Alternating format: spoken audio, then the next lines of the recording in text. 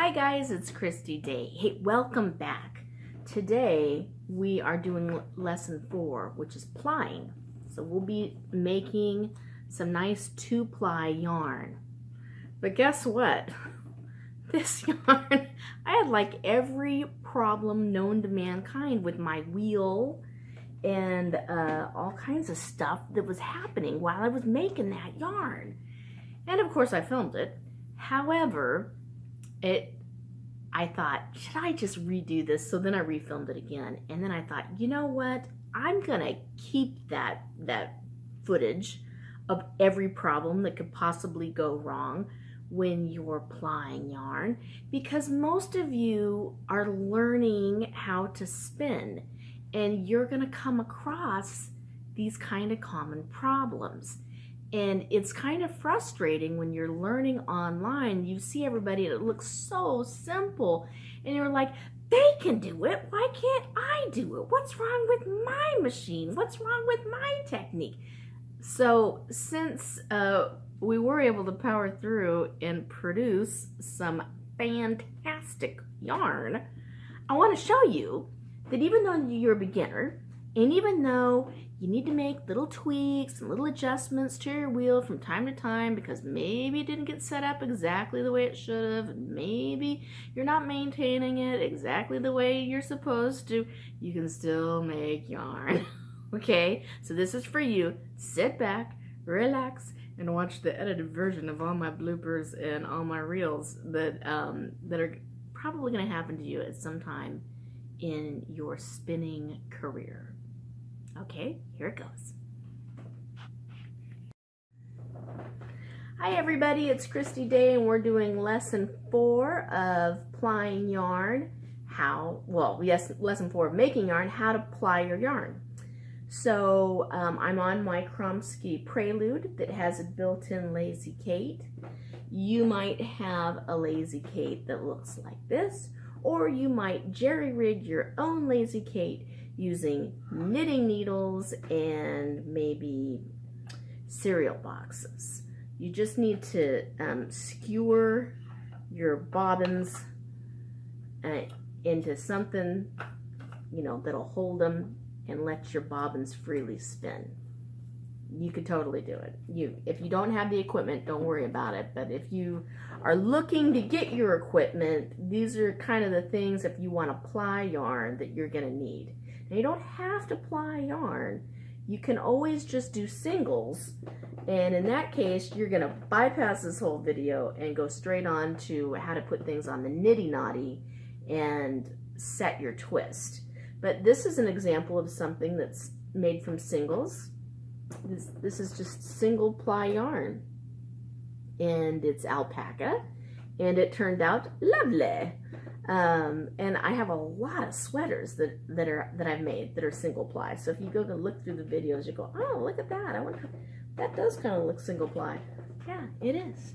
So let's get started. I've got my leader yarn on here. Let's make sure you can kind of see my orifice. And tie this like a little loop. And then I have a space in between here. You see, I've got a bobbin, and no bobbin, because I need to have a lot of space so that these two yarns don't get tangled, because they have the same twist. Remember, I always make yarn going this way, making singles. But when you ply, you go the opposite direction. So they have the same sort of energy in them. It's called like an S twist versus a Z twist. I guess if you analyze the look of yarn long enough, you'll see an S versus a Z. You could look it up on the internet if you're interested. But if you're like me and you just want to make yarn and you don't care that much about the technicalities, then just do what I'm doing here. You just make a little slip knot,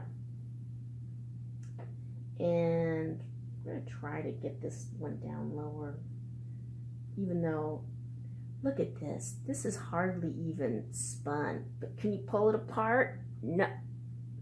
Maybe I should zoom in on that for you to see, because a lot of people, when they first spin, they think they have to super twist their yarn in order to make it not fall apart. And that's not actually true. You see how soft this yarn is? You would think that it'd be just like roving and you could just pull it apart, but you can't. It's just very, very, very soft. So don't get caught up in overspinning your yarn, because then it makes it harder to have a balanced yarn later on. But if yours is kind of overspinning, you'll know because it won't be as soft. It'll be more ropey. That's okay, because you can undo a lot of that when you ply it. So you've got all that kinked up energy. Well, when you go the other direction, it'll kind of unkink part of it and make it what yarn people say is a more balanced yarn. So I'm holding this here. Oh look, I had to take my brake off. I'm gonna have to put my brake on. I've been having nothing but trouble this morning. I started a video for you guys, and then I realized my wheel wasn't oiled, so my treadling wasn't working. And then I redid that, and then I found out that my brake wasn't on right.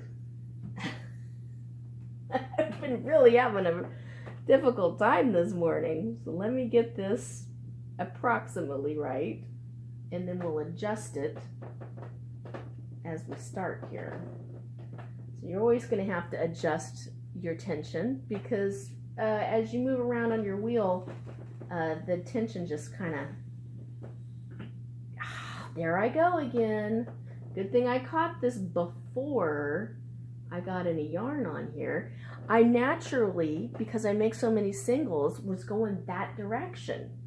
So really, like, stick a sign in front of yourself going, go that way. Plying, plying, we are plying. See, now it sucks right up. That's a little too fast. I have to pull it back, and it's sucked up too much.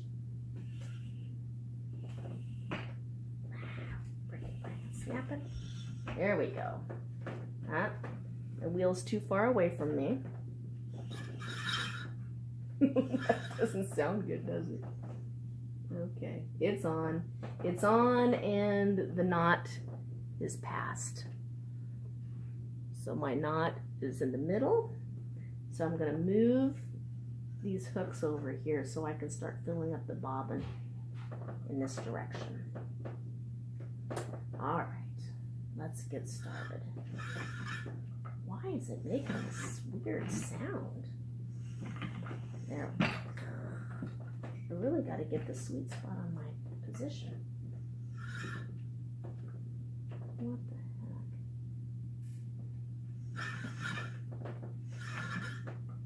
All right, let me find out why it's making this noise. Okay, I figured it all out, and it was a problem over here with the leather.